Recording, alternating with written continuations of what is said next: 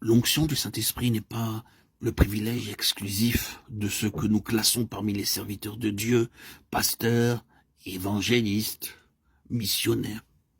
L'onction est pour tous les membres de la maison de Dieu, car nous avons tous une mission à remplir ici-bas sur la terre, et nous avons tous notre place marquée dans l'œuvre d'ensemble que Dieu a confiée à son peuple. L'onction du Saint-Esprit est non seulement possible, mais elle est nécessaire, et elle est pour chacun. Elle est indispensable à l'accomplissement de notre vocation, car quelle que soit la part que Dieu nous ait faite en matière de vocation terrestre, il y a une vocation céleste distincte pour chacun de nous. Cachée sous les dehors quelconques d'un travail sans apparence, il y a quelque chose qui est de Dieu dans notre vocation terrestre, quelle qu'elle soit, pourvu naturellement que nous ayons laissé Dieu nous choisir notre lot. Nombreux sont à cet égard les enfants de Dieu qui ont fait l'expérience suivante. Placés par des circonstances dans une situation qu'ils n'auraient jamais choisie, liée à une tâche qui allait à l'encontre de toute leur aspiration et à laquelle ils ont maintes fois cherché à échapper, incapables de résister à la main de Dieu qui les avait conduits là et qui les y maintenait. Ils en sont venus un beau jour à reconnaître une chose, c'est que c'était bien là la place que Dieu leur avait assignée. Ils ont accepté la chose et ils s'y sont mis de tout leur cœur en disant « Seigneur, je ne veux plus rechimber contre la part qui m'est faite.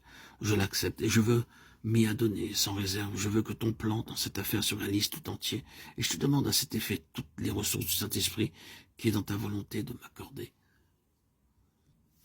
Ils ont découvert alors qu'un fragment du dessein éternel de Dieu, qu'ils n'auraient jamais pu réaliser ailleurs, se trouvait lié à leur présence là et à leur acceptation de cette situation.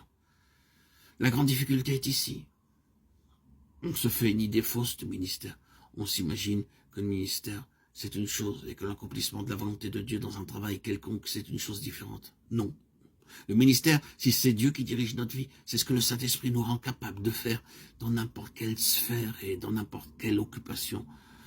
Ce sont là des remarques d'un caractère général, mais qui ne sont pas sans importance. Si nous voulons aborder avec profit ce sujet de l'onction, car beaucoup d'enfants de Dieu, j'en ai bien peur, l'onction du Saint-Esprit est un sujet qui éveille dans leur pensée toutes sortes de notions fausses, comme s'il y avait dans l'œuvre de Dieu des cloisons étanches.